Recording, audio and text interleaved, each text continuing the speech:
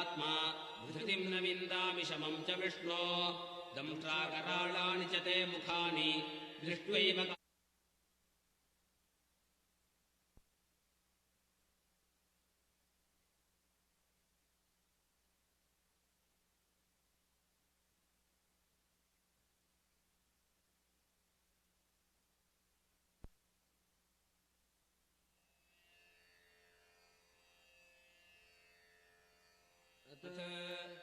एकादशोऽध्यायः।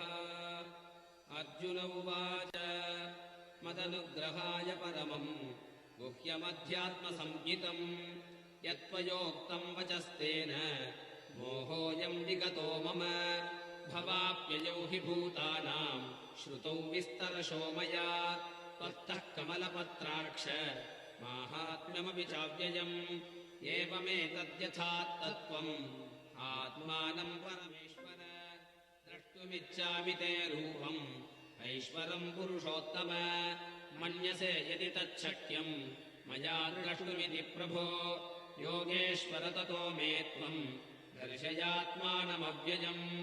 श्रीभगवानुवाच पश्य मे पार्थरूपाणि शतशोऽथसहस्रशः नानाविधानि दिव्यानि नानावर्णाकृतीनि च पश्यादित्यान् वसून् रुद्रान् अश्विनौ मरुतस्तथा बहून्यदृष्टपूर्वाणि पश्याश्चर्याणि भारत इहैकस्थम् जगत्कृत्स्नम् पश्याद्य सचराचरम् मम देहे गुडाकेश यच्चान्यद्द्रष्टुमिच्छसि न तु माम् शक्यसे द्रष्टुम् अनेनैव स्वचक्षुषा दिव्यम् ददामि ते चक्षुः पश्य मे योगमैश्वरम्।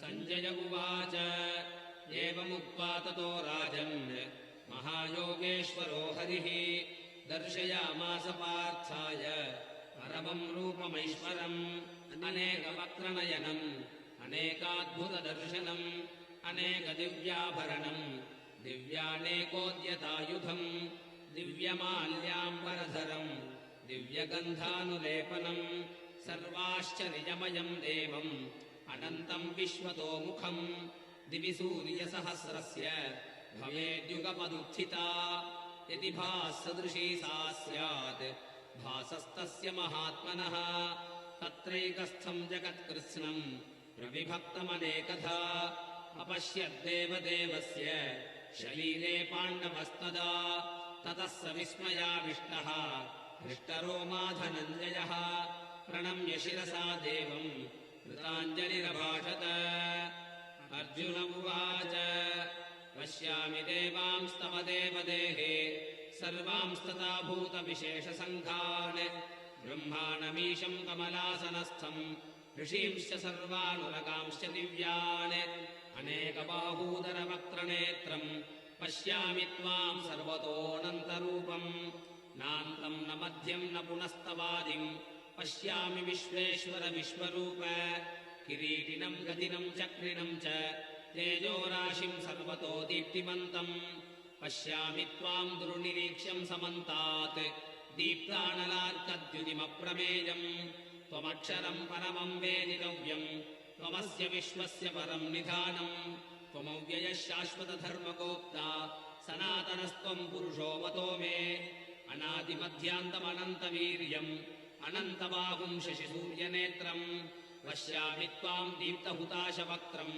स्वतेजसा विश्वमिदम् तपन्तम् यावापृथिव्योरिदमन्तरम् हि व्याप्तम् त्वयैकेन दिशश्च सर्वाः दृष्ट्वाद्भुतम् रूपमिदम् तवोग्रम् लोकत्रयम् प्रव्यथितम् महात्मन् अमीहि त्वासुरसङ्घा विशन्ति केचिद्भीताः प्राञ्चलयो गृह्णन्ति स्वस्तीत्युक्त्वा महर्षिः सिद्धसङ्घाः स्तुवन्ति त्वाम् स्तुतिभिः पुष्कलाभिः रुद्रादित्या वसवो ये च साद्याः विश्वेश्विनौ मरुतश्चोष्मपाश्च गन्धर्वयक्षासुरसिद्धसङ्घाः वीक्षन्ते त्वाम् विस्मिताश्चैव सर्वे रूपम् महत्ते बहुवक्त्रनेत्रम् महाबाहो बहुबाहूरुपादम् बहूदरम् बहुदंश्राकराळम् दृष्ट्वा लोकाः प्रव्यथितास्तथाहम् नभस्पृशम् दीप्तमनेकवर्णम् व्यात्ताननम् दीप्तविशालनेत्रम् दृष्ट्वा हि त्वाम् प्रव्यथितान्तरात्मा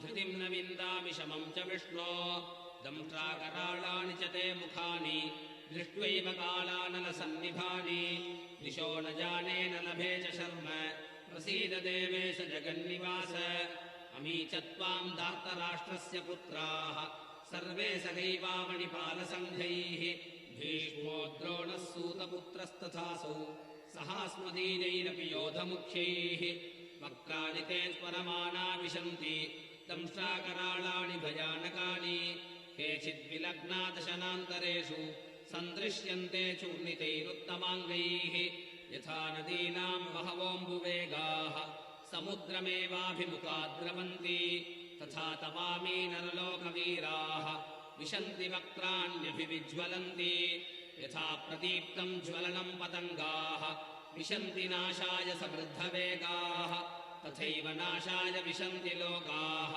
तवापि वक्त्राणि समृद्धवेगाः लेलिह्यसे ग्रसमानः समन्तात् लोकान् समग्रान् वदनैर्ज्वलद्भिः तेजोभिरापूर्य जगत्समग्रम् भासस्तवोग्राः प्रतपन्ति विष्णो आख्यातिमेको भवानुग्ररूपः नमोऽस्तु ते देव वरप्रसीद विज्ञातुमिच्छामि भवन्तमाद्यम् न हि प्रजानामि तव प्रवृत्तिम् श्रीभगवानुवाच कालोऽस्मि लोकक्षयकृत्प्रवृद्धः लोकान् समाहर्तुमिह प्रवृत्तः ऋतेऽपि त्वाम् न भविष्यन्ति सर्वे एव स्थिता प्रत्यनीकेषु योधाः तस्मात् त्वमुत्तिष्ठ यशो लभस्व जित्वा शत्रून् भुङ्क्ष्व राज्यम् समृद्धम् मयैवैते निहताः पूर्वमेव निमित्तमात्रम् भव सव्यसाचिन् द्रोणम् च भीष्मम् च जयद्रथम् च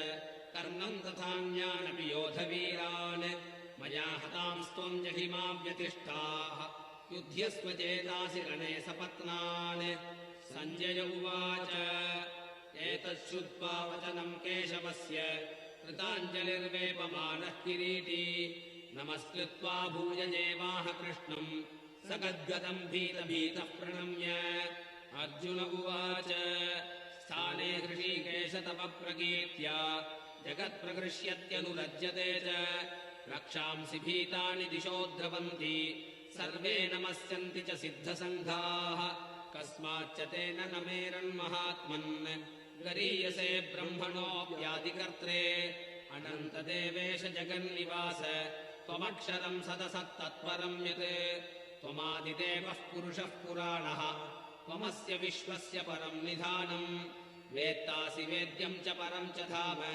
त्वया ततम् विश्वमनन्तरूप वायुर्यमोऽग्निर्वरुणः शशाङ्कः प्रजापतिस्त्वम् प्रपितामहश्च नमो नमस्तेऽस्तु सहस्रकृत्वः पुनश्च भूयोऽपि नमो नमस्ते नमः पुरस्तादथ पृष्ठतस्ते नमोऽस्तु ते सर्वत एव सर्व अनन्तवीर्यामितविक्रमस्त्वम् सर्वम् समाप्नोषि ततोऽसि सर्वः सखेति मत्वा प्रसभम् यदुक्तम् हे कृष्ण हे यादव हे सखेति अजानता महिमानम् तवेदम् मया प्रमादात् प्रणयेन वापि यच्चावहासार्थमसत्कृतोऽसि विहारशय्यासनभोजनेषु एकोऽथवाप्यच्युत तत्समक्षम् तत्क्षामये त्वामहमप्रमेयम् पितासि लोकस्य चराचरस्य त्वमस्य पूज्यस्य गुरुर्गरीयान् न त्वत्समोऽस्त्यभ्यधिकः कुतोऽन्यः लोकत्रयेऽप्यप्रतिमप्रभाव तस्मात् प्रणम्य प्रणिधाय कायम् प्रसादये त्वाम् अहमीशमीड्यम् विदेव पुत्रस्य सखेव सख्युः प्रियः प्रियायार्हसि देव सोढुम् अदृष्टपूर्वम् हृषितोऽस्मि दृष्ट्वा भयेन च प्रव्यथितम् मनो मे तदेव मे दर्शय देवरूपम् प्रसीद देवेश जगन्निवास किरीटिनम् गदिनम् चक्रहस्तम् इच्छामि त्वाम् द्रष्टुमहम् तथैव तेनैव रूपेण चतुर्भुजेन सहस्रबाहो भव विश्वमूर्ते श्रीभगवानुवाच मया प्रसन्नेन तवार्जुनेदम् रूपम् परम् दर्शितमात्मयोगात् तेजोमयम् विश्वमनन्तमाद्यम् यन्मे त्वदन्येन न दृष्टपूर्वम् न वेदयज्ञाध्ययनैर्न दानैः न च क्रियाभिर्न तपोभिरुग्रैः एवं रूपः शक्य अहं नृलोके द्रष्टुं त्वदन्येन कुरु प्रवीर मा ते व्यथा मा च विमूढभावः दृष्ट्वा रूपं घोरमीदृन्ममेदम् व्यपेतभिः प्रीतमनाः पुनस्त्वम् तदेव मे रूपमिदम् प्रपश्य सञ्जय उवाच इत्यर्जुनम् वासुदेवस्तथोक्त्वा स्वकम् रूपम् दर्शयामास भूयः आश्वासयामास च भीतमेनम् भूत्वा पुनः सौम्यवपुर्महात्मा अर्जुन उवाच दृष्ट्वेदम् मानुषम् रूपम् तव सौम्यम् जनार्दन इदानीमस्मि संवृत्तः सचेताः प्रकृतिम् गतः श्रीभगवानुवाच सुदुर्दर्शमिदम् रूपम् दृष्टवानसि यन्मम देवा अप्यस्य रूपस्य नित्यम् दर्शनकाङ्क्षिणः नाहम् वेदैर्न तपसा न दानेन न चेज्यया शक्य एवम् विधो द्रष्टुम् दृष्टवानसि माम् यथा भक्त्या त्वनन्यया शक्यः अहमेवम् विधोऽर्जुन ज्ञातुम् द्रष्टुम् च तत्त्वेन प्रवेष्टुम् च परन्तप मत्कर्म कृन्मत्परमः मद्भक्तः सङ्गवर्जितः निर्वैरः सर्वभूतेषु यः स मामेति पाण्डव ॐ तत्सत् इति श्रीमद्भगवद्गीतासु उपनिषत्सु ब्रह्मविद्यायाम् योगशास्त्रे श्रीकृष्णार्जुनसंवादे विश्वरूपदर्शनयोगो नाम 11ोऽध्यायः।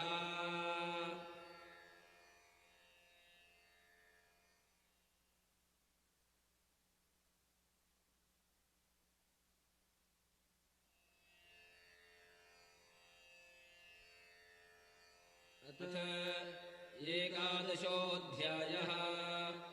अर्जुन उवाच मदनुग्रहाय परमम् गुह्यमध्यात्मसंज्ञितम् यत्त्वयोक्तम् वचस्तेन मोहोऽयम् विगतो मम भवाप्ययौ हि भूतानाम् श्रुतौ विस्तरशो मया।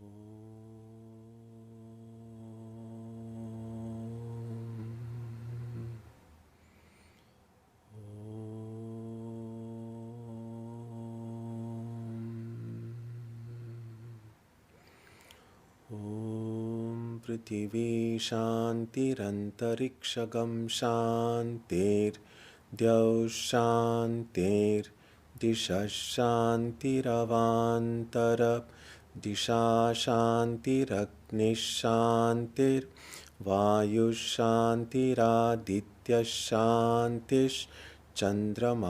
शान्तिर्नक्षत्राणि शान्तिरापश्शान्तिरोषधयः शान्तिर्वनस्पतयः शान्तिर्गौः शान्तिरजा शान्तिरश्वः शान्तिः पुरुषः शान्तिर्ब्रह्म शान्तिर्ब्राह्मणः शान्तिः शान्तिरेव शान्तिः शान्तिर्मे अस्तु शान्तिः।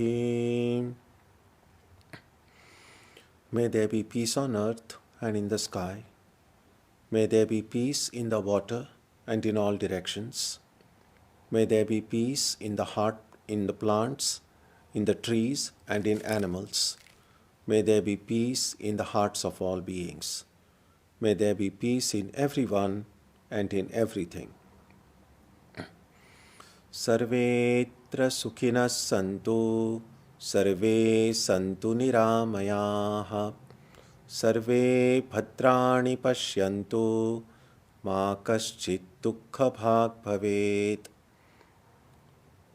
सर्वस्तरतु दुर्गाणि सर्वो भद्राणि पश्यतु सर्वः सद्बुद्धिमाप्नोतु सर्वः सर्वत्र नन्दतु. May all be happy and healthy.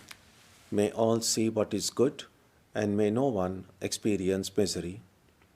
May all overcome their obstacles and acquire good tendencies. May people everywhere find joy and fulfillment.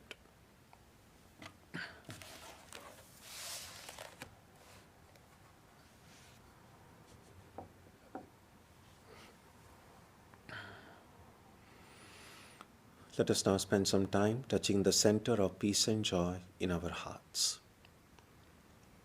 A good way to begin the practice is to withdraw the scattered energies of the mind and bring them to rest on one point. That point can be our own breathing. Let us therefore practice breathing with awareness. As we breathe in, let us visualize that our body and mind are being filled with love, strength, and compassion. And as we breathe out, let us release all the stress, anxiety, and exhaustion in the body and mind. Let us practice this way for a while.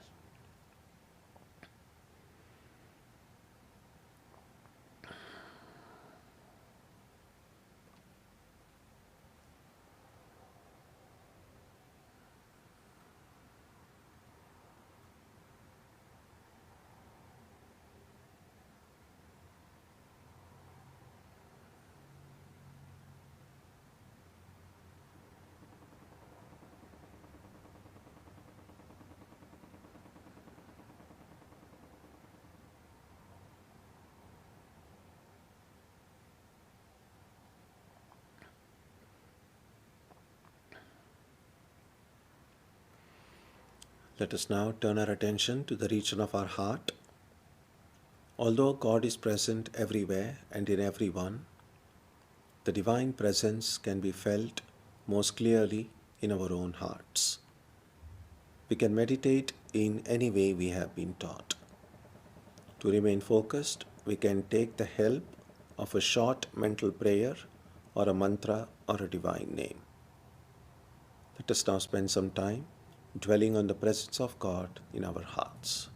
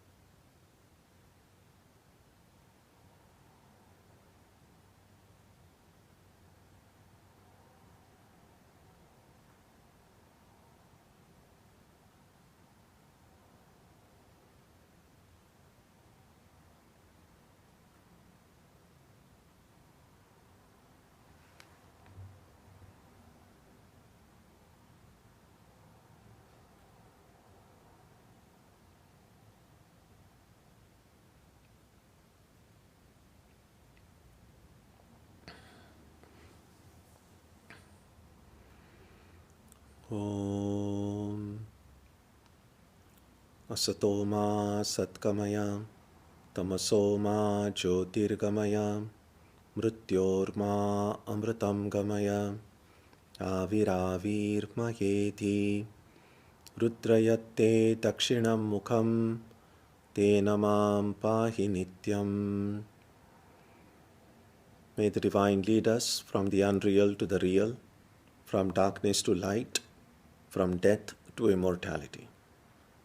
May the Divine Consciousness fill our hearts and protect us.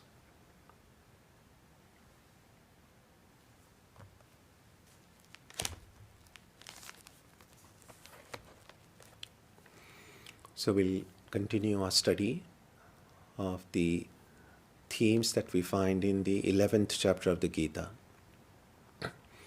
Last week, or a week prior to that, we saw some important truths about spiritual life.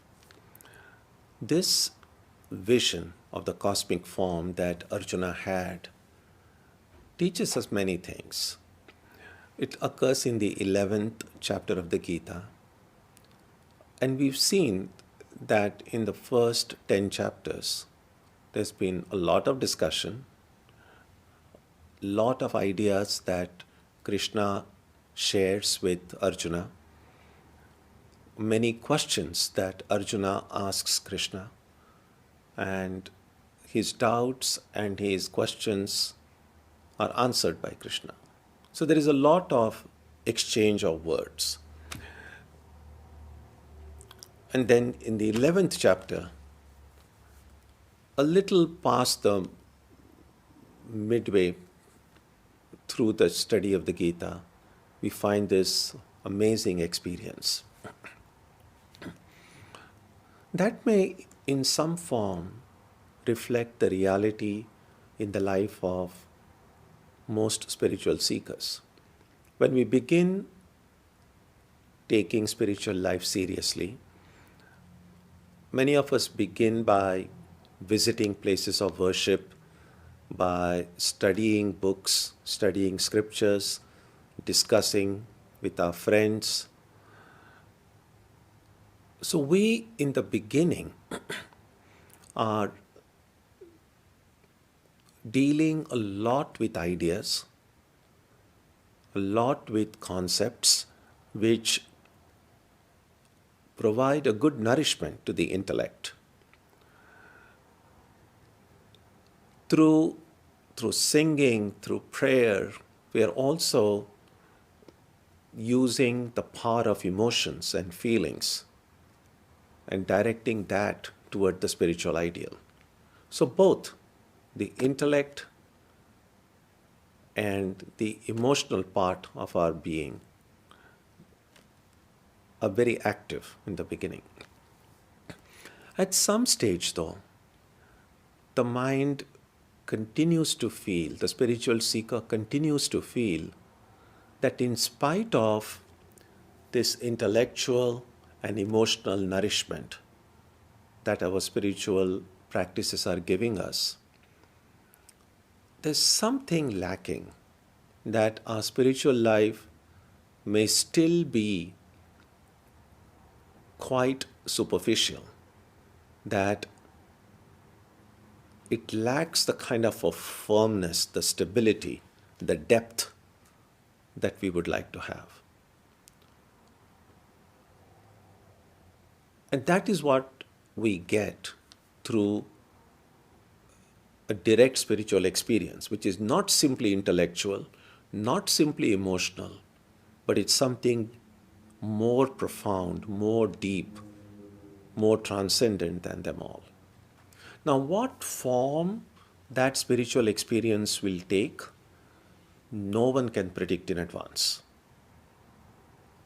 Sometimes we make the mistake of thinking that spiritual visions is everything.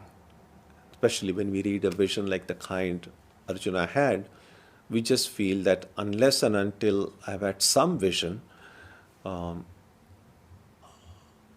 don't think I can say or feel that I'm making any progress in spiritual life, which is not, I think, a good way to understand things. First of all, while spiritual visions may come, in the course of our spiritual practices, it is not a must, it's not mandatory. So just because someone has not had any spiritual visions, that is not necessarily an indication that one is not making a progress. Because spiritual progress is possible even without seeing spiritual visions. We read in the conversations and descriptions of many of the disciples of Ramakrishna, not every one of them had visions. And some of them, in fact, thought like any of us would. Oh, I've not had any visions yet, so maybe I'm not making any progress. And Sri Ramakrishna assures them and says, no, that's not the only way spiritual progress occurs. In fact, Swami Premananda, the word prema means love, divine love. He goes once to Ramakrishna and says, I've not had any visions. And Ramakrishna looks at him and says, you will not have visions, you will have jnana.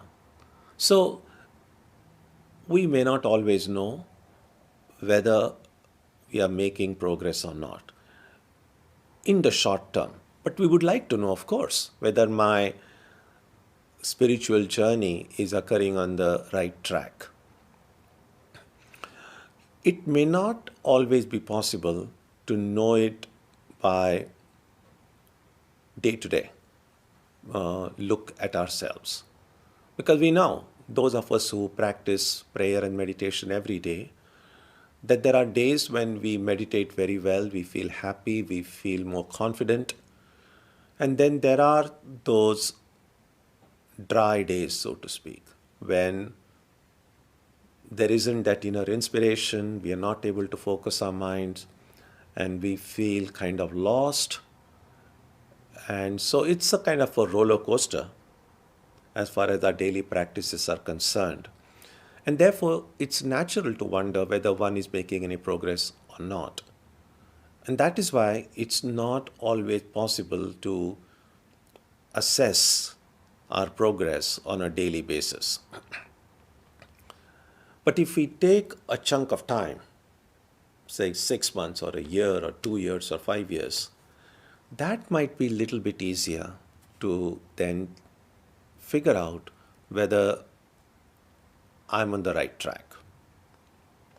It's a little bit like when we have little children at home and you look at them every day, and it's difficult to know on a daily basis whether they are growing or not, right?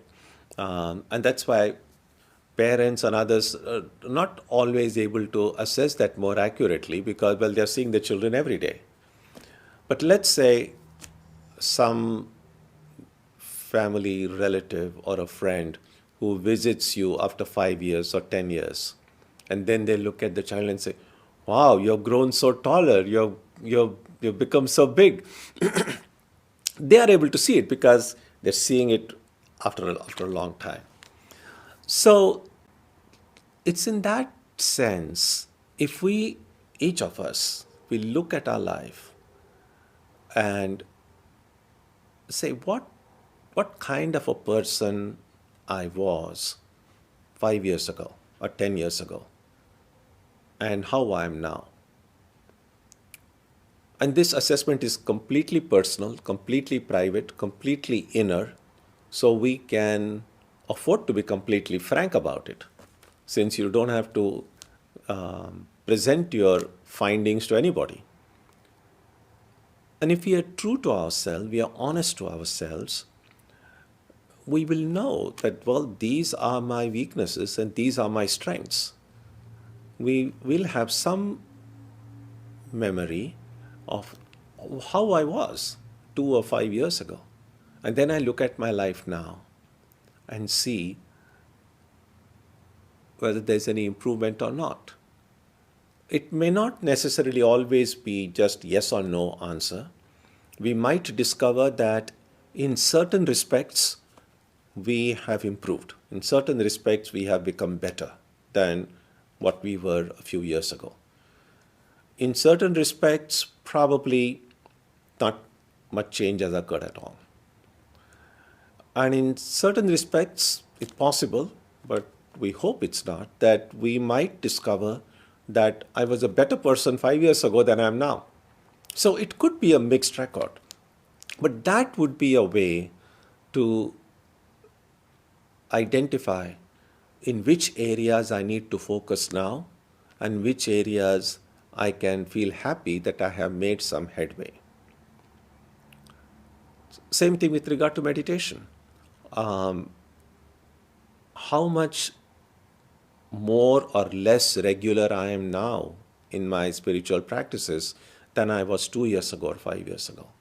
How much joy on average I find in my practice than what I was finding earlier. So these are some of the ways in which we can assess whether we are making progress or not. And it's not just about the quality of our meditation, it's also the quality of our work. It's also the quality of our relationships with other people. How do I get along with the people around me? What is my attitude to the work that I do? So these are some of the different ways in which I can assess that as a human being, as a spiritual seeker, whether I'm making progress or not. And this kind of a periodical assessment is very important. Just to know that we haven't gotten sidetracked. And this is important in spiritual life, but it's also important in even in our secular responsibilities. That's why whenever there are these big projects undertaken, there are usually meetings held periodically to find out how far have we advanced in our project. Are we keeping up to the timeline that we had planned, and so on. The same thing has to happen in spiritual life as well. So first of all, as I said, spiritual visions can certainly strengthen our faith. Spiritual experience can deepen our faith, but we should not limit spiritual progress only to seeing things, because seeing is just one way. And we saw in the 11th chapter, the seeing doesn't occur with these eyes. Krishna says, Divyam dadami te chakshu, I give you divine eyes. In other words, it's a supersensory perception. But that doesn't have to happen only visually. There are devotees and seekers of Krishna, for instance, who have had a mystical experience of hearing Krishna playing his music on flute. So it could be a sound, experience of sound, or it could be touch, it could be, in fact, the Yoga Sutras mention how as a yogi advances, sometimes they may experience some fragrance and so on. So the experience, a supersensory experience, can come in many different ways. Should we be looking for it? Absolutely not. Don't be waiting for an experience. It'll come when it has to come. And if it comes and I'm not able to even recognize it, then what's the point? So what we need is the ability to even recognize whether we are making progress or not, to be alert. And when that experience has to come, it'll come. Now, one other thing, and it is this. Sometimes things may happen in our lives, in our inner life and our outer life, which we might attribute to a divine intervention. Oh, I know this happened because of God's grace. And that's a good attitude for a devotee to have. But if I've had any kind of an inner experience, how can I be sure that it's truly a mystical experience and not simply my mind being hyper imaginative? Sometimes when we want something badly, an inner experience, there is a chance that we might kind of mistake one thing for another. I mean, that's in Vedanta, they speak about superimposition, mistaking a rope for a snake.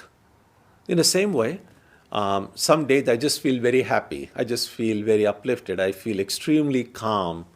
And I might say, oh my God, this is some really profound spiritual experience, which it might be or it may not be. I mean, how will I even know? How can I be sure? What's the test? And one test would be, again, something that we may not immediately be able to confirm, is that if there is a genuine spiritual experience, it will leave a deep mark on the mind. Every experience leaves a mark on the mind, and that's what we call samskara, a mental impression. So every activity, everything that we do, everything that we react to, leaves an impression. Now, the experience, spiritual experience, also leaves an impression. It also leaves a samskara. It leaves a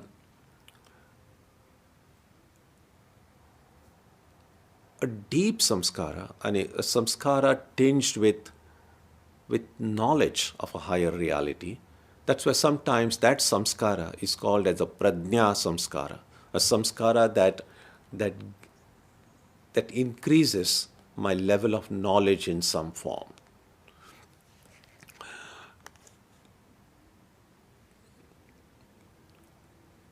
What we might discover is this, that if I have had a genuine spiritual experience, it'll change me in some way. Now that change might be very small, sometimes so small that I may not notice it, just like a gradual improvement may not be immediately be noticed, but even these tiny but permanent changes occurring in my heart over a period of time will accumulate enough for me then to be aware that something has changed in me, and that change is not temporary.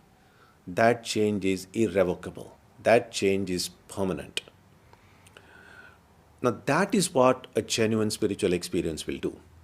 So we don't have to jump to conclusions right away.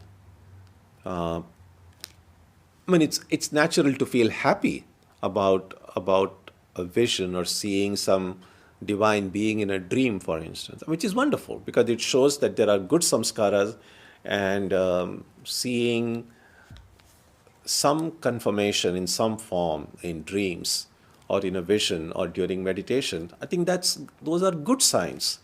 But as I had mentioned on earlier occasion, it's helpful to practice healthy skepticism. By healthy skepticism, I mean that even if I've had some experience, to say it may not be a genuine experience. It may be just that my mind is feeling very happy and calm right now.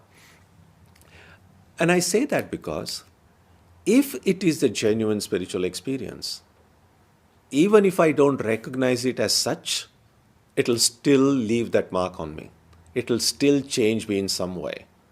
So by denying it, I'm not eliminating it. It's still there. I'm not lost anything by not immediately jumping to conclusions.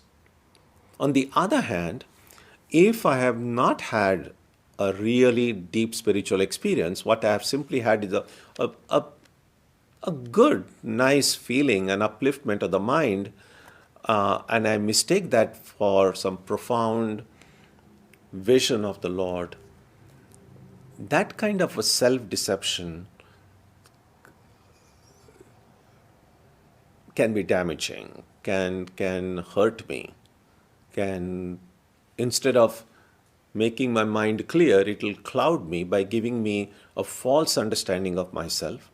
And if I live and move in the world with that false understanding, I am prone to making more blunders, more mistake in the external world as well. So a healthy form of skepticism is always good and healthy. Well, it is healthy skepticism. And the third point, final point I want to emphasize is, as we saw last time, that as in the case of Arjuna, what vision we will have or what experience we will have that is not something that we can control. That is not something that we can decide.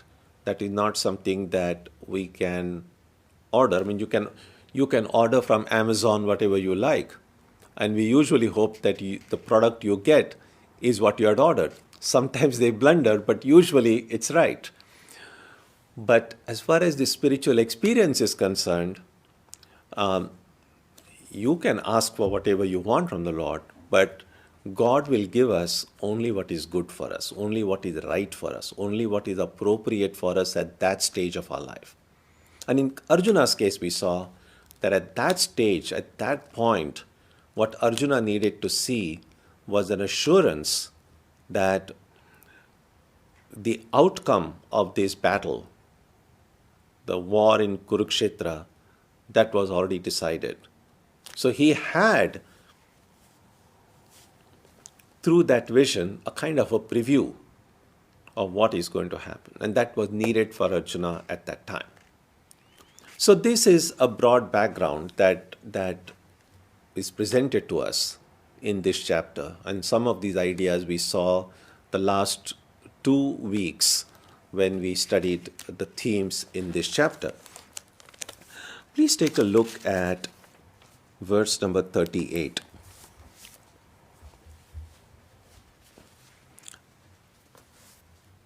How did Arjuna react?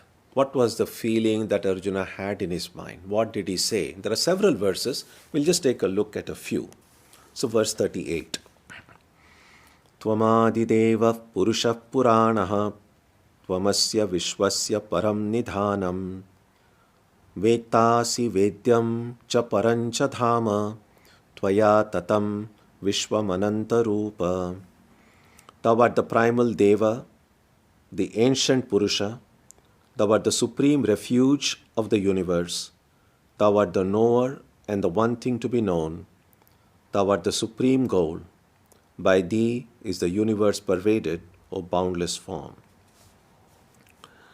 So this is the natural response that comes from Arjuna's heart when he sees this cosmic form.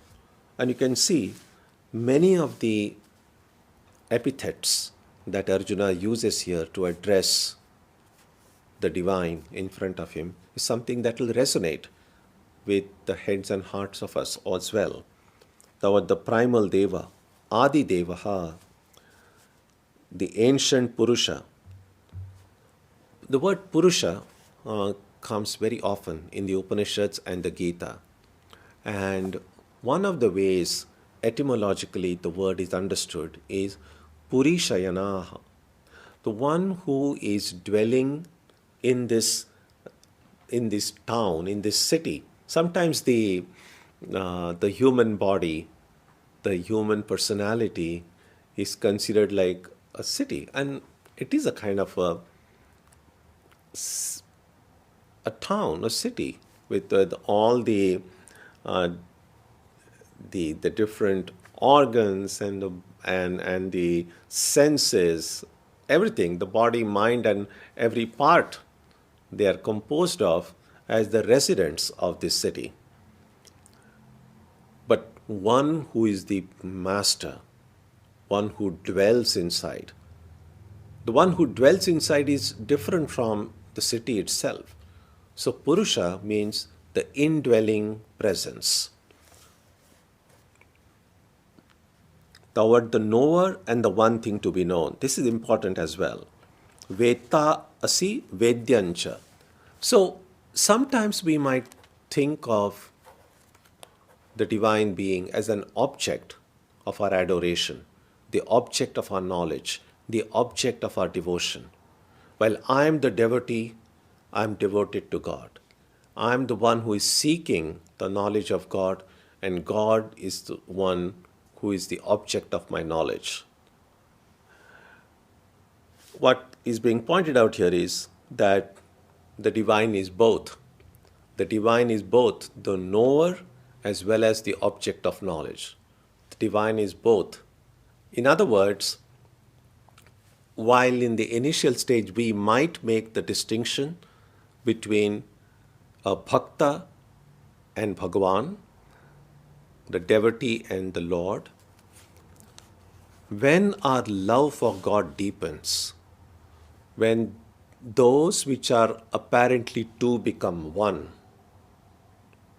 at that time we will see that this is the one reality. The same reality manifests at one end as the creator, the other end as the creature. The same reality at one end appears as Bhagwan, at the other end as a devotee. So there is a distinction in the beginning, but when love deepens, when knowledge deepens, the two become one. That's how the journey, which began from one to the many, the return journey becomes from many to the one. And that is what is meant by saying, thou art the knower as well as the thing to be known. And thou art the supreme goal. Parancha Dhama. Now, goals we all have in life. There are many things we want to do, and that's great. A devotee asks oneself that I have all these so many plans, so many goals. Do I have any ultimate goal in my life? Are all the goals in my life of equal value, or some are more important, some are less important? If I make a list of all the goals I have in my life in order of their importance, what comes at the top of the list? And we will know how deep our spiritual life has become when on top of the list is our spiritual ideal, in whichever way we think of that ideal. So that is what is meant by saying the supreme goal, Param Dhama, that all other goals in life are fine, but I have the ultimate goal who is God. And the next thing is this, just to make sure that all the other goals I have in my life are in some way in the same direction as my ultimate goal. It's a little bit like if you want to, say, from Boston, if you want to now drive to California, going from east to west. Now, it's a long drive, probably safer to do now by road than by flying. But you also have not seen many places on the way. And so you say, well, on the way, since I'm not going to drive nonstop, I will halt on a certain places and see some places on the way, which is great. Now, you have these kind of intermediate goals before you reach the ultimate goal of reaching California. Now, if I say, well, I'm driving from Boston to California, but on the way, I would also like to go to Florida, which is fine, one can do so, but that only means my journey to California is going to be delayed because Florida is not exactly on the way to California from Boston. Or someone might say, on the way, I would like to go to London and Bangkok and then reach California. Of course, you can't drive to London from here. Well, you might take some other mode of transportation. Still possible. It only means my ultimate goal of reaching California is going to be delayed because these two are in the other direction, in the opposite direction.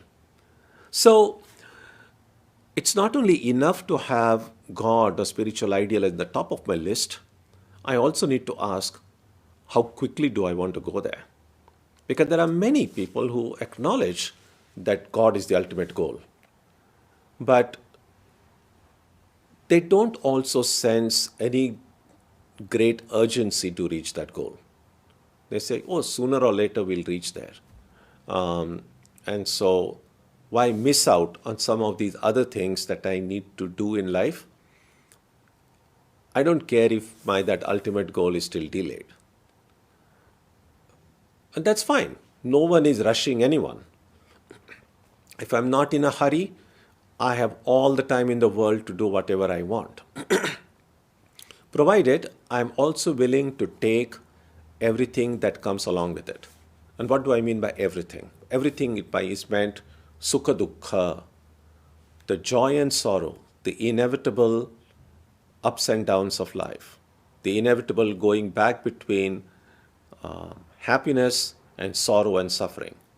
And if someone says, I'm fine with that, then everyone is fine with it. You can be in that state of going between joy and sorrow eternally if you wish, because it is still a circular journey. It's a samsara chakra. One can go on and on and on, since a circle has no beginning and no end. If at some point I say, it's pretty boring, it's pretty monotonous, life is not fun anymore, then it's good to know that I can, if I want, get out of the circle. And if I want to get out of the circle, I must first make that as the ultimate goal of my life. And if I have any other intermediate goals, I must make sure that those goals are on the way to that ultimate goal. Somehow or the other, they are not taking me away from that ultimate goal. They are not deflecting me away from that ultimate goal.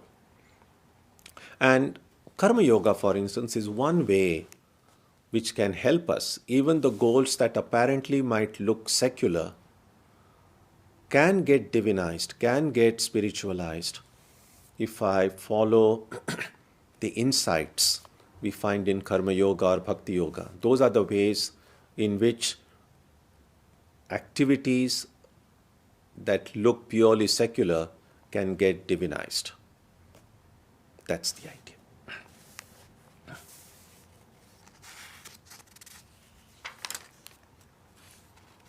Look at verse 43.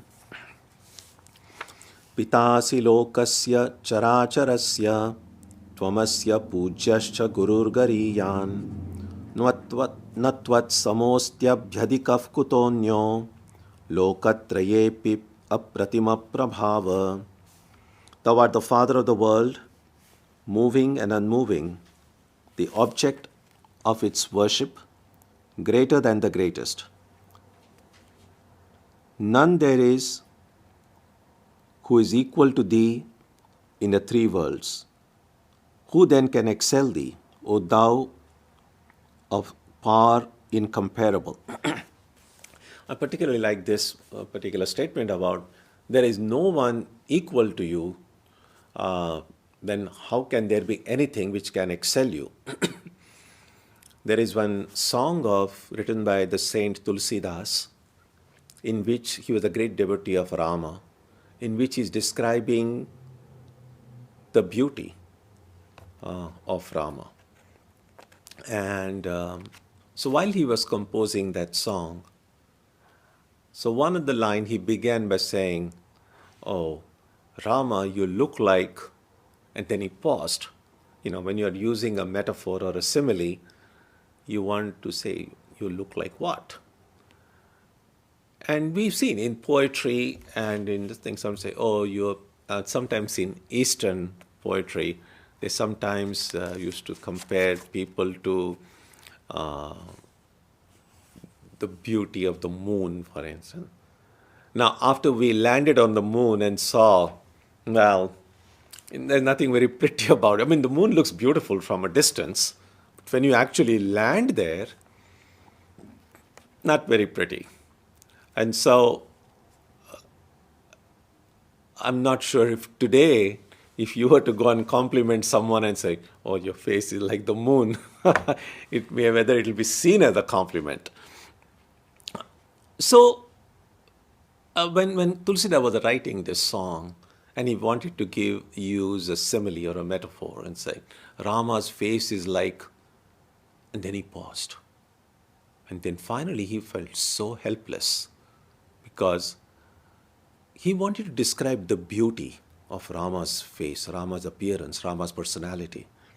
And he could not think of anything in the world which came anywhere close to the beauty of Rama's face. So that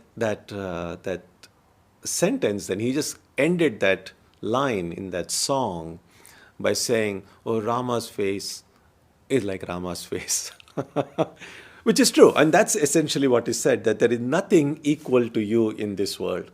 Forget about anything being one better than you.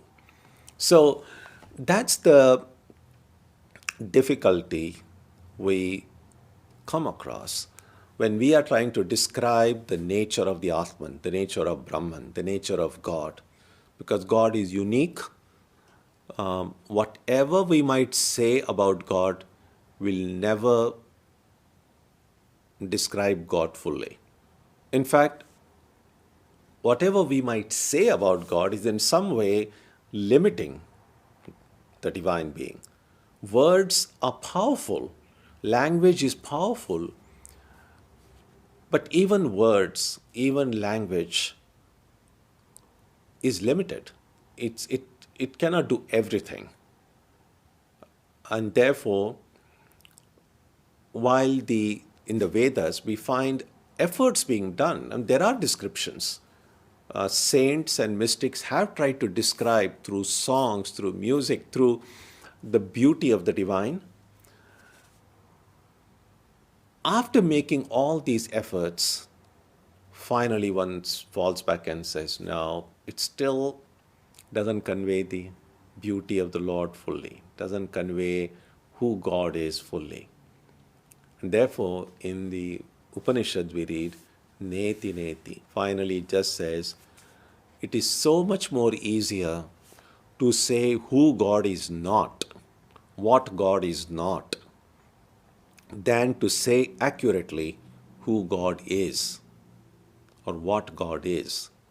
And therefore, ultimately, the language becomes, this is not God, this is not God, this is not this is not it. And the idea is, once I have negated everything that can be negated, what remains is the divine being. I may not be able to say what the divine being is, but at least I can remove aside everything that the divine being is not. Sometimes they say that about sculptors. So when we see some beautiful sculpture, we appreciate how wonderfully it's been carved. But how does the process really occur? So sometimes it is said that if you bring a block of marble, let us say, in front of a good sculptor, and the sculptor had decided to sculpt an image of the divine, of some deity, maybe Shiva or Vishnu or Ramakrishna or Buddha. So how do they go about doing it? Now, every sculptor will have their own way of doing it, but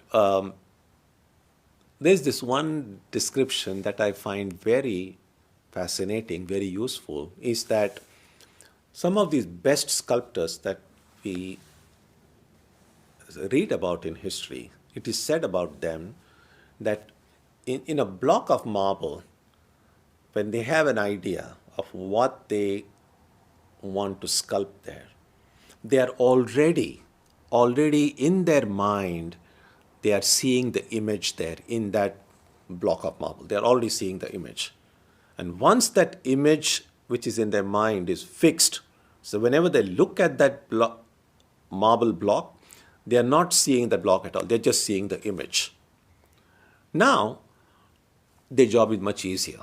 And that is, all that they have to do, they have to just chip off everything in that marble piece which is not a part of that image. The image is already there. So they are not like sculpting an image, they are just removing all the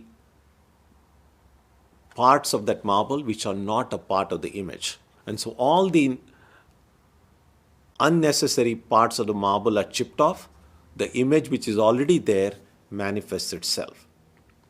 In exactly the same way, the divine being, when we say God is everywhere, the divine is here right in front of us, right now, right here. Why can I not see the divine? Because I'm seeing the whole marble block. So this entire universe is this marble block. If I look carefully with the vision of a sculptor, in this universe, I will see the divine. And once I'm able to see the divine through my heart, all that I need to do is to then eliminate those parts which is not a part of the divine. So I look at this world and say, this is not Brahman, this is not Brahman, this is not God, this is not God. I chip off everything else, and then what remains, what cannot be chipped off, what cannot be denied, what cannot be eliminated, that is the divine. We don't have to even start with any predetermined idea of who the divine is. All that we need to know is who the divine is not. And if I know who the divine is not and start eliminating that, ultimately only the divine will remain. That's the idea.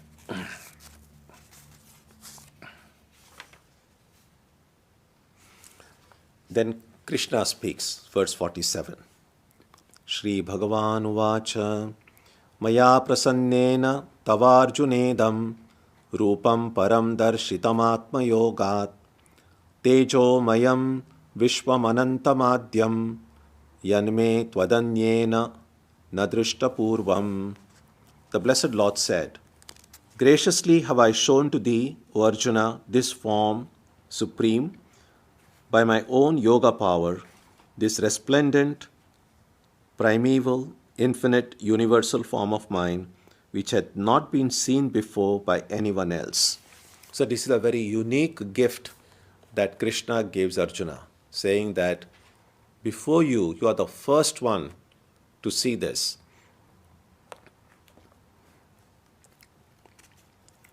Look at the next verse, 48. Na vedayatnyadhyayanairna danaihi na chakriyabhirna tapobhirugraihi evam rupa shakya aham dhruloke drashtuttvadanyena kuru pravira. Neither by the study of the Vedas and yajna, nor by gifts, nor by rituals, nor by severe austerities am I in such form seen in the world of men by any other than thee, O great hero of the Kurus. So none of the things that we do, neither scriptural study, nor any of the austerities, nor any of the practices, equip us to see this kind of a vision or have this experience. And then we might say, well, why am I then doing all these things? The reason is this, that any kind of a spiritual experience is a gift. It's an act of grace. It's not a compensation. So if I have any spiritual experience, it's not because God is saying, oh, you have done so much prayer, so much meditation. Because of that now, I'm giving you this. It never works. So it's not that you are somehow paying for your spiritual experience through your meditation and etc. It's not a cause and effect relationship. And therefore, any kind of a spiritual experience is purely an act of grace.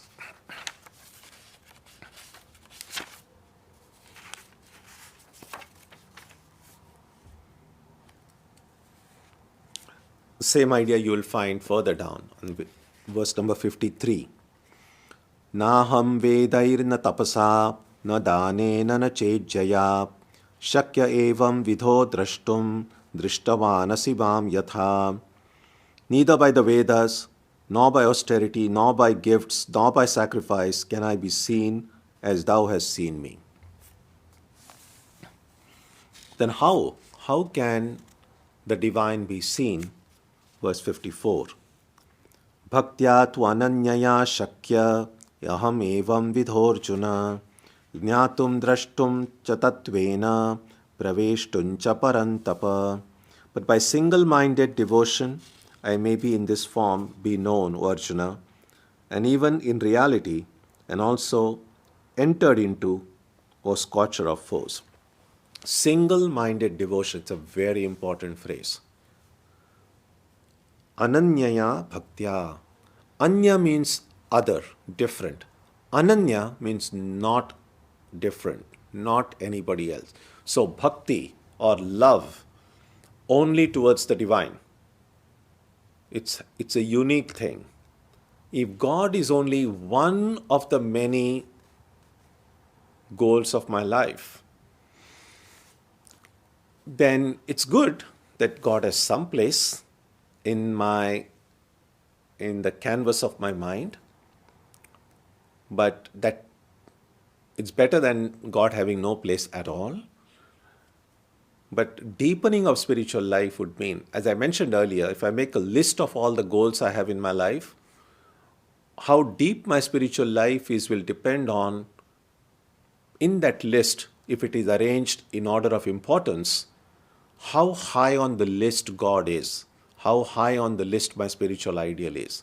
And one way of assessing whether my spiritual life is deepening or not is to see that the place of God in that list would go higher and higher and higher. When God is on the top of the list, that's a good sign. That means I'm making progress. Eventually, all the other goals I have, God may be on top. Then number 2, number 3, number 4, number 5, all these other goals I have eventually will become, they might remain there, but will become so insignificant that they will, if God then will become like a more in bold type, and the others will kind of begin to fade, almost like shadow-like. And that is what is meant here, that ananyaya bhaktya, God will be the single-minded devotion. My time, my energy will not get diverted anywhere.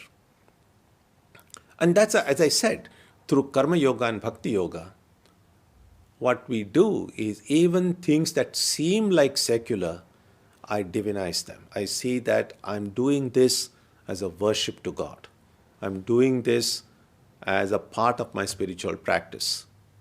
If I do that, then God does not remain limited only to a place of worship, only to a temple or a church or a synagogue. Then even my work can become an act of getting in touch with God. Even eating your food can become an occasion to be in union with God. So every little thing, no matter how secular, no matter how ordinary it is, can become an occasion for me to remember God. That's how this single-minded devotion to God can be achieved. It can take time, but that's the goal we need to be moving forward to. And finally, the last verse in this chapter. Mat karma kran mat paramo mat bhakta sangavarjitaha nirvairas sarvabhuteshu yasamameti pandava. He who does work for me alone and has me for his goal, is devoted to me, is freed from attachment, and bears enmity towards no creature, he entereth into me, O Pandava. So this is what will happen. When God goes on the top of my list, when everything else seems not as important, gradually our entire life will get divinized. Our whole life will get spiritualized. And all these inner conflicts that we have, they will gradually begin to disappear. And that is when we will know for sure that we are making progress in spiritual life. So, lots of ideas, lots of thoughts to reflect on. Please, if you have any comments, ideas, suggestions, or questions, we can take them up after a 5-minute break. We'll see you soon. Om Jananim Saradam Devim Ramakrishnam Jagatgurum Padapadme Tayo Shritva प्रणमामि मुहुर्मुहुः।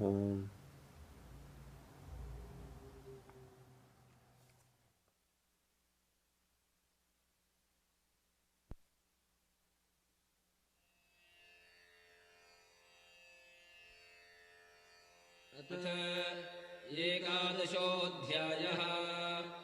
अर्जुन उवाच मदनुग्रहाय परमम् गुह्यमध्यात्मसंज्ञितम् यत्त्वयोक्तम् वचस्तेन मोहोऽयम् विगतो मम भवाप्ययौ हि भूतानाम् श्रुतौ विस्तरशो मया त्वत्तः कमलपत्राक्ष माहात्म्यमपि चाव्ययम् एवमेतद्यथात्तत्त्वम् आत्मानम् परमेश्वर द्रष्टुमिच्छामि ते रूपम् ऐश्वरम् पुरुषोत्तम मन्यसे यदि तच्छक्यम् मया द्रष्टुमिति प्रभो योगेश्वर ततो मे त्वम् दर्शयात्मानमव्ययम्। श्रीभगवानुवाच पश्य मे पार्थरूपाणि शतशोऽथसहस्रशः नानाविधानि दिव्यानि नानावर्णाकृतीनि च पश्यादित्यान् वसून् रुद्रान् अश्विनौ मरुतस्तथा बहून्यदृष्टपूर्वाणि पश्याश्चर्याणि भारत इहैकस्थम् जगत्कृत्स्नम् पश्याद्य सचराचरम् मम देहे गुडाकेश यच्चान्यद्द्रष्टुमिच्छसि न तु माम् शक्यसे द्रष्टुम् अनेनैव स्वचक्षुषा दिव्यम् ददामि ते चक्षुः पश्य मे योगमैश्वरम्। सञ्जय उवाच एवमुक्त्वा ततो राजन् महायोगेश्वरो हरिः दर्शयामास पार्थाय परमम् रूपमैश्वरम् अनेकवक्त्रनयनम् अनेकाद्भुतदर्शनम् अनेकदिव्याभरणम् दिव्यानेकोद्यतायुधम् दिव्यमाल्याम्बरधरम् दिव्यगन्धानुलेपनम् सर्वाश्चर्यमयम् देवम् अनन्तम् विश्वतोमुखम् दिवि सूर्यसहस्रस्य भवेद्युगपदुत्थिता यदि भाससदृशी सा स्यात् भासस्तस्य महात्मनः तत्रैकस्थम् जगत्कृत्स्नम् प्रविभक्तमनेकधा अपश्यद्देवदेवस्य शरीरे पाण्डवस्तदा ततः स विस्मयाविष्टः हृष्टरोमा धनञ्जयः प्रणम्य शिरसा देवम् कृताञ्जलिरभाषत।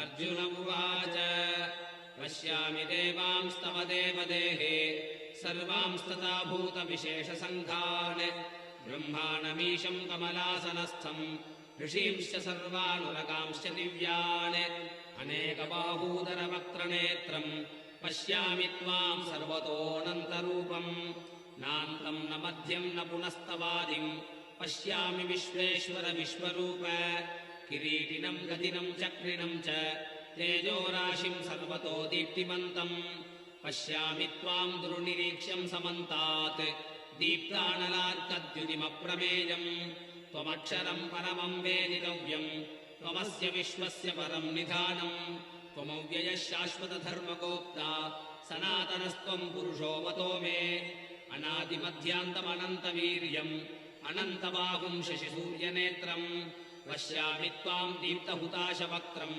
स्वतेजसा विश्वमिदम् तपन्तम् यावा पृथिव्योरिदमन्तरम् हि व्याप्तम् त्वयैकेन दिशश्च सर्वाः दृष्ट्वाद्भुतम् रूपमिदम् तवोग्रम् लोकत्रयम् प्रव्यथितम् महात्मन् अमीहि त्वासुरसङ्घा विशन्ति केचिद्भीताः प्राञ्चलयो गृह्णन्ति स्वस्तीत्युक्त्वा महर्षिः सिद्धसङ्घाः स्तुवन्ति त्वाम् स्तुतिभिः पुष्कलाभिः रुद्रादित्या वसवो ये च साध्याः विश्वेश्विनौ मरुतश्चोष्मपाश्च गन्धर्वयक्षासुरसिद्धसङ्घाः वीक्षन्ते त्वाम् विस्मिताश्चैव सर्वे रूपम् महत्ते बहुवक्त्रनेत्रम् महाबाहो बहुबाहूरुपादम् बहूदरम् बहुदंश्राकराळम् दृष्ट्वा लोकाः प्रव्यथितास्तथाहम् नभस्पृशम् दीप्तमनेकवर्णम् व्यात्ताननम् दीप्तविशालनेत्रम् दृष्ट्वा हि त्वाम् प्रव्यथितान्तरात्मा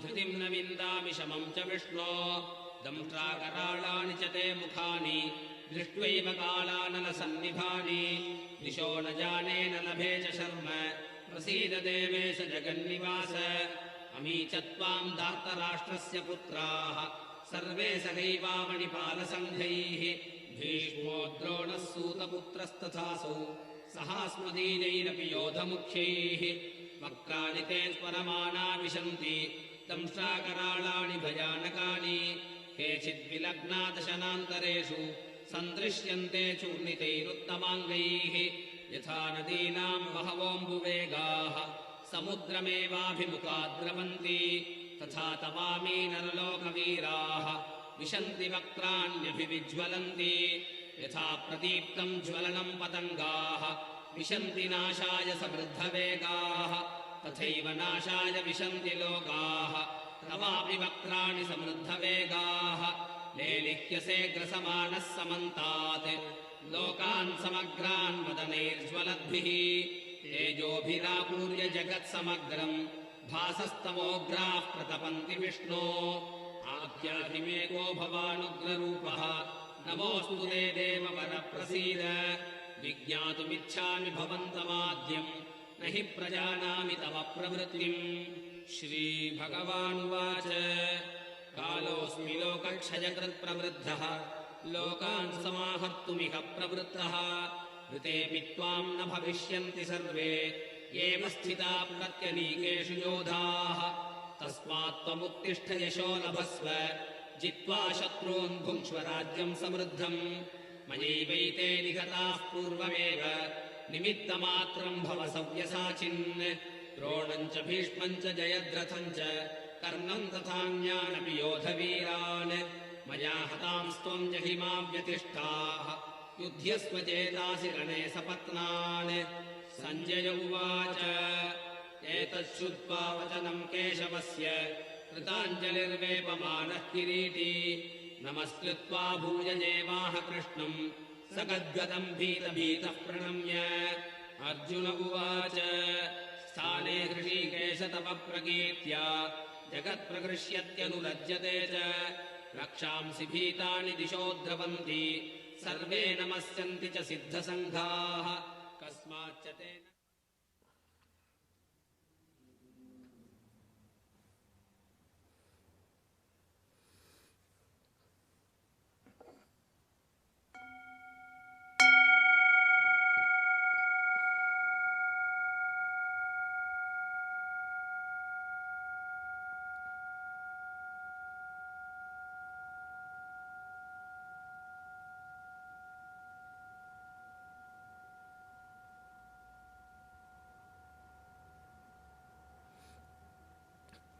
Let's take a look at the questions.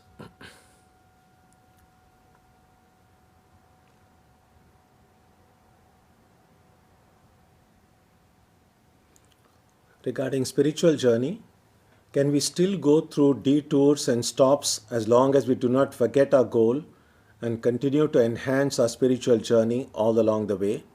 Yes, of course. We have all the freedom to take whatever detours we want. And as I said, as long as these detours are on the way, as long as we are continuing to go nearer to God, I think that's fine. But every detour, by definition,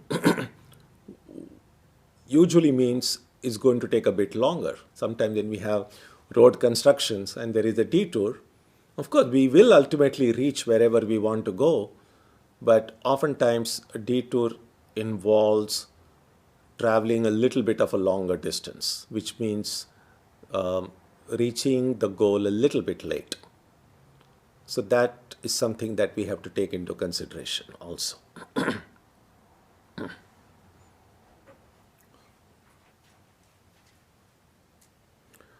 Next question. Are there any recent householders like Janaka and Vachaspati to attain purity and get Jivan Mukti?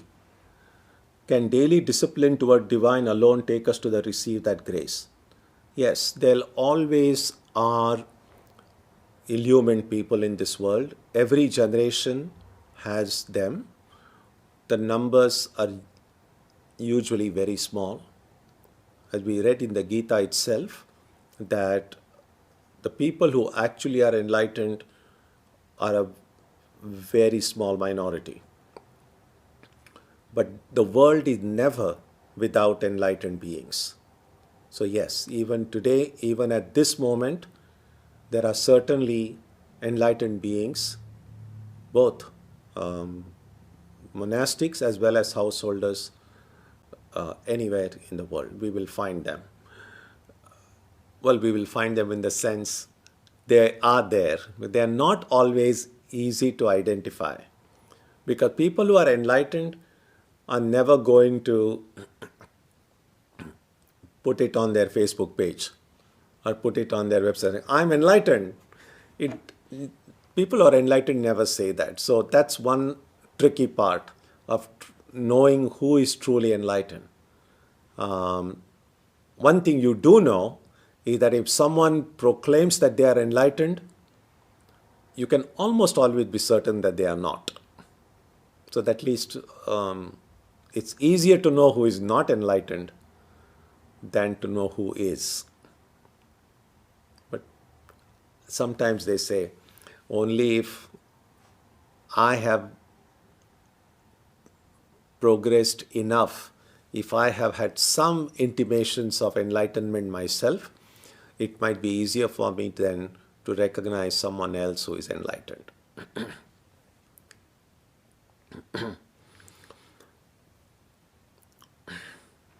Going from neti neti to iti iti would require a profound spiritual experience, or do they occur simultaneously?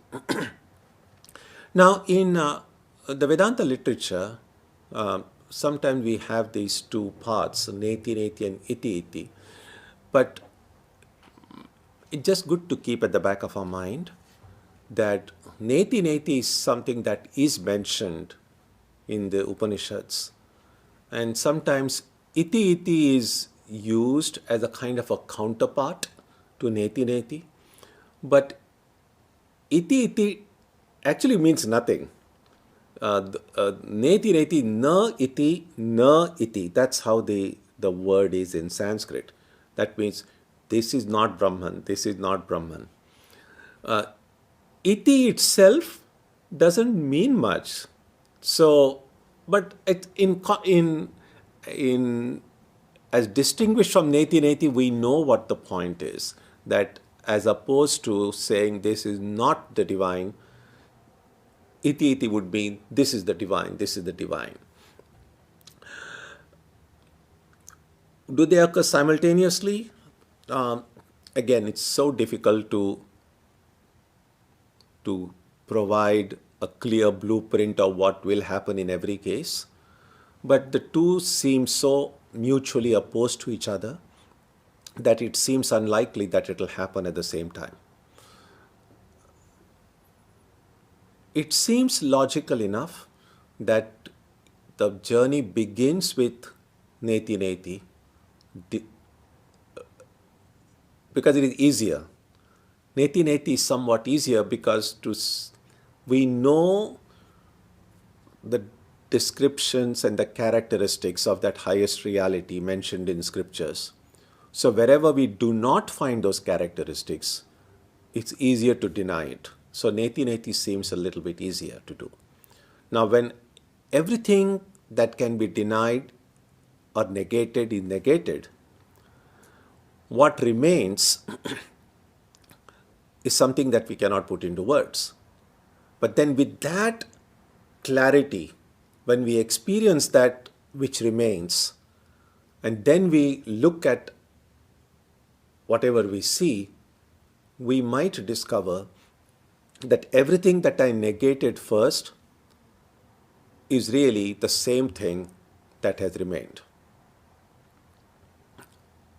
I don't know whether this makes complete sense, but I think Sri Ramakrishna explained it in a much more comprehensible way by saying that if I want to go to the roof of my house, that's my goal, the roof. And then, of course, I look at the entrance and say, well, this is not the roof. I look at the windows and say, this is not the roof. I look at the walls and say, this is not the roof. I go up the stairs and the stairs are not the roof. So I can go on negating because my goal is to go to the roof. And then I finally reach the roof of my house. And then I look deeply at that roof and I find it's made up of sand and cement and whatever material it is. And then as I start coming down from the roof, I find the walls are made of the same material that the roof is made of. I look at the windows, so everything that I see, I discover that the stuff of which the roof is made is the same stuff that the rest of the house is made. So that's how this negation followed by affirmation will follow. So that's one way of understanding how it is.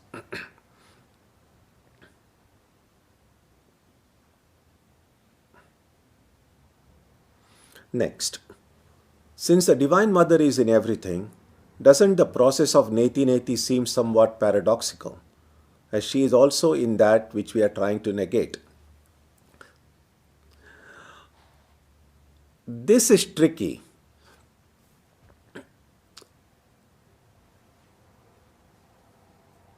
In a way, yes, the process is paradoxical because, as just in the example I mentioned earlier, you're trying to negate and go up to the roof, and then you affirm everything that was negated. So in that sense, yes, it's paradoxical. And it's tricky because to say that the Divine Mother is in everything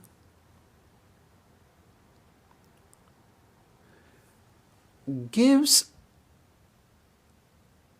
a kind of status to everything. It kind of bestows some kind of reality to everything. Because when we say Divine Mother is in everything, it seems like almost water being inside a glass. So what does it really mean? God is in everything. It's not in the sense of everything is like a container and inside that God, it's filled with God. I don't think that God is in everything can be understood in that sense. Because when I say the water is inside a glass, now that imagery, the water and the glass belong to the same level of reality. The water is as much real as the glass is. But when I say God is in everything, everything is not as much real as God is. God alone exists. So when we say Divine Mother is in everything, while it might seem as if it's a container and contained analogy, Divine Mother is in everything is meant to convey the truth that the Divine Mother alone exists. And if the Divine Mother alone exists, then everything that was negated should be negated. So that's the paradox. So in one sense, if you look at it, you're kind of affirming what was negated. If you look at from the other side, it looks a bit different. And while explanation of it will always seem more complicated, when people actually experience it, the experience is always, always, always much simpler than the description and the explanation of that experience.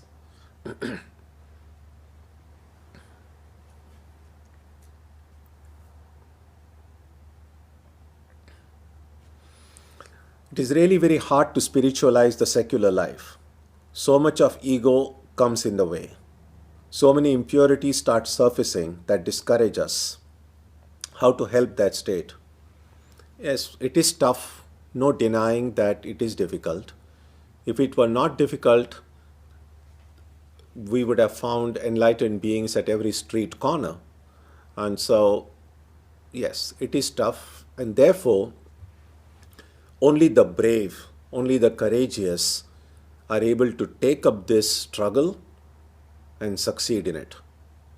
Some people don't even try, a few who try get discouraged and give up midway, but only that brave, persistent one who never gets discouraged, who is persevering, who pursues that goal with single-minded devotion, only such a person will succeed. So yes, I agree, it is difficult.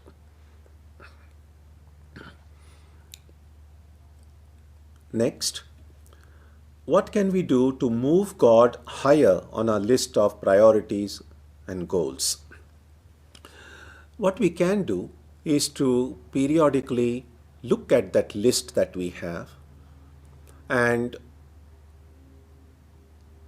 look at everything on that list and ask ourselves that which of these goals are worth pursuing, which of these goals, because you see, to seek any goal, to try to reach any goal, we are making an investment of our time, investment of our energy, investment of our skills. So, I don't know much about finances, but people who want to invest in the stock market and build up a portfolio and with a number of stocks in it. Now, if I say something stupid, forgive me, because I'm not a finance person, but this is my understanding. So if you have a bunch of stocks and then everyone kind of makes their own judgment about which stocks will yield more, and then one will try to then buy more of those and try to eliminate those which don't provide that much return. So we have, just as we have our list of stocks, and we decide this is more important and this is more beneficial to me, and then try to get rid of those which don't yield. So I think a list of goals is a little bit like that. So we just have to see which of our goals are worth investing our time and energy into, and what kind of returns we can expect from each of those goals. And as we look at these lists periodically, we might find things moving. We say, okay, I don't want to invest in this stock, or this is better. Eventually, I think, if we look at it, some people might come to the conclusion that investing more and more of my time and energy into this God stock, if you what am I saying?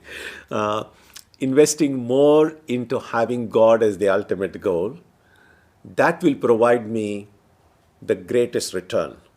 And then, of course, I would then want to invest more time and energy into it and less into others. So that's the way God will go higher up in my list, and the list will become shorter and shorter.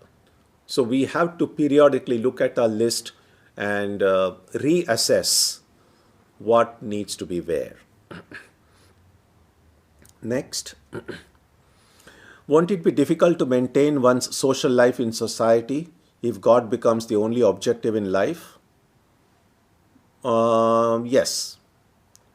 Again, so maintaining one's position in social life is one of the goals, and realizing God is another goal.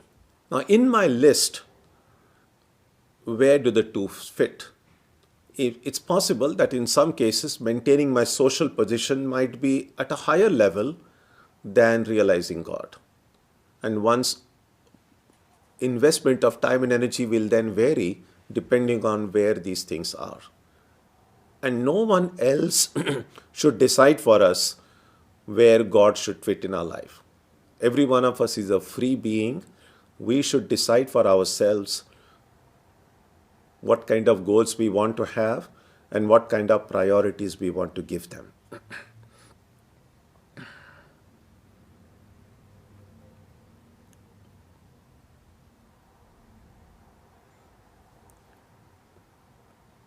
Next, would a person who really lives this way seem potentially crazy to the world?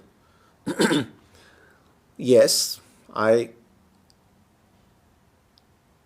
sometimes yes. Ramakrishna himself was seen as a crazy priest of Dakshineshwar. So it doesn't have to be that way all the time.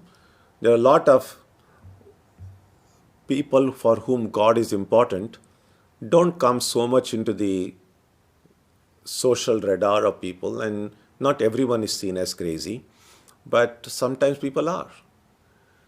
Again, not seeing, not not being seen as crazy by others could be one of the goals in my life. That whatever I do, I don't want people to think I'm crazy. And then God realization is a goal. Now, if I find that, oh, not being seen crazy by others is more important than realizing God, then I will probably be on the alert. Yes, I want to give my whole self to God, but at the same time, I don't want others to see me as crazy. And so I'm putting some limitations in myself, giving my whole self to the pursuit of God realization. Again, that's an individual choice that we all make.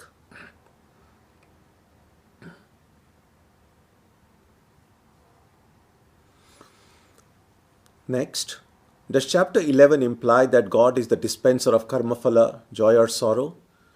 Not just chapter 11. I think that idea that God is the dispenser of karma phala occurs throughout the Gita in many different contexts. So God is the dispenser of karma phala, but God is not a willful dispenser of joy and sorrow.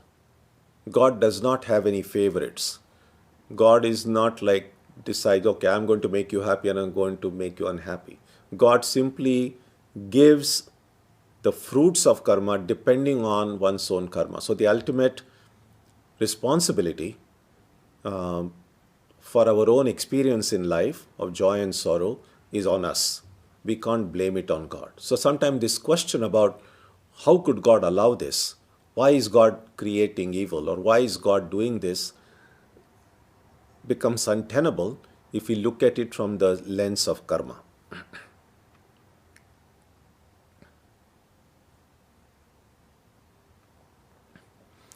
Can you explain single-minded devotion a bit more? Shouldn't we have single-mindedness toward any work that we are doing? Would offering all the results of any work that we do to God qualify as that single-minded devotion? Yes. If I am engaged in certain activity, and that activity needs my full attention, of course I must give my full attention to it.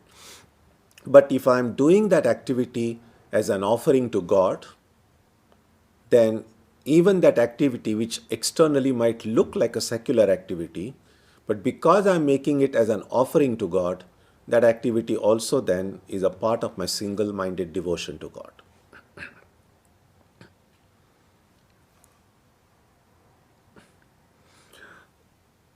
Next, similar to detours, do we have shortcuts in spiritual life?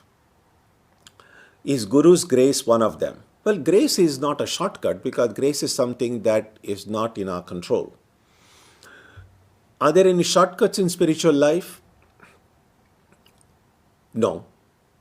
No shortcuts in spiritual life. But yes, grace can come and apparently reduce the time we might take to reach the goal. So in that sense, grace of God can be seen as a shortcut, but it's not a shortcut over which we have control. So all of us, there is a story about, I think, Pythagoras. He was teaching geometry and trigonometry, and then the king was eager to learn geometry. And so Pythagoras started explaining it to him. And the king could not follow. It was just too technical, too tough for the king to understand. And so he said, isn't there an easier way to understand this? Isn't there a simpler path? He didn't use the word shortcut, but isn't there an easy way? And then Pythagoras apparently said,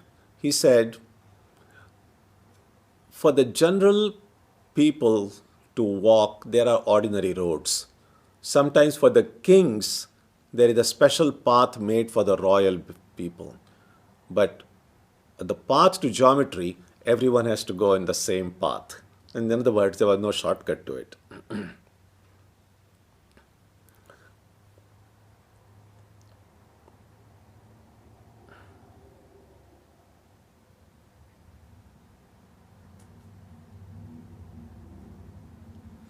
Okay, that brings us to the end of the questions in this chapter.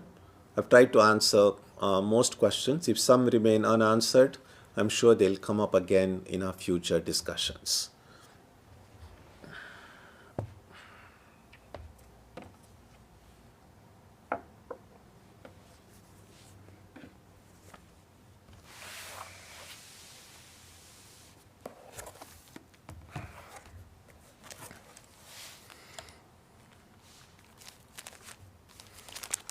Next Sunday happens to be Dol Purnima. It's the birthday of Sri Chaitanya Mahaprabhu. So we will give a little rest to our study of the Gita next Sunday. And so next Sunday we will take a look at the life and message of Sri Chaitanya. So that will be the subject for the satsang on next Sunday. So let's conclude with a prayer now.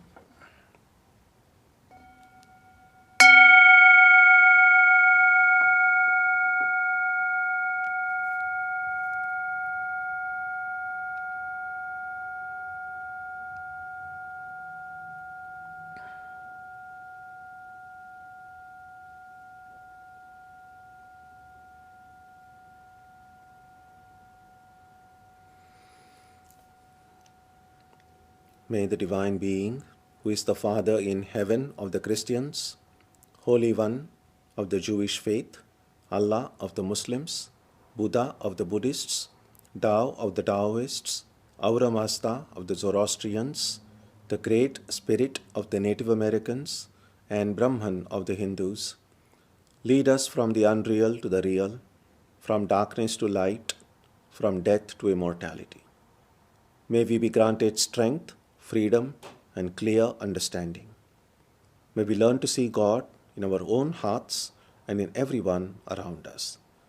May God bless us all and fill our hearts with gratitude, grace, and love. Om Shanti Shanti Shanti. Peace, peace, peace be unto all.